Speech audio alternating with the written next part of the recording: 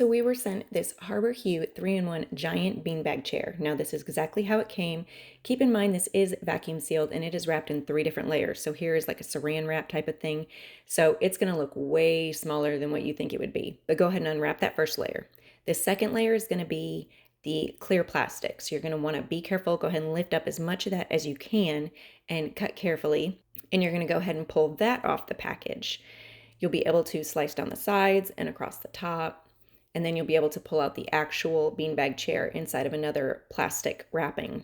Keep in mind when you purchase this, since it is so vacuum sealed, it will take up to 72 hours to fully fluff. It will take a little bit of shaking and, getting it prepared for that.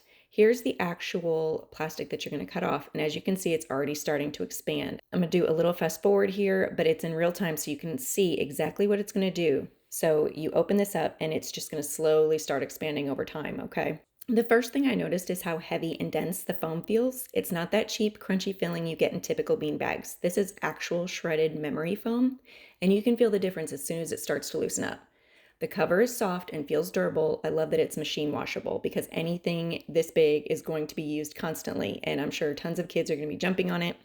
It's going to need to be able to be put in the washing machine. Fluffing it is actually really satisfying. You toss it around, break up the foam chunks with your hands, and keep it expanding over the next 20 to 30 minutes while you're shaking it. You can literally watch it grow into shape. Once it's puffed up fully, it turns into this huge, super comfy floor chair that you can just sink into. It feels like a mix between a beanbag and a memory foam mattress topper. It's supportive but still soft and cozy. It's big enough for adults and honestly would be perfect for movie nights, sleepovers, dorm rooms, or just an extra crash spot in the living room. Everything about it feels solid, from the stitching to the foam to the zippers. If you want a giant lounging spot that doubles as a bed, this one actually delivers on what it claims.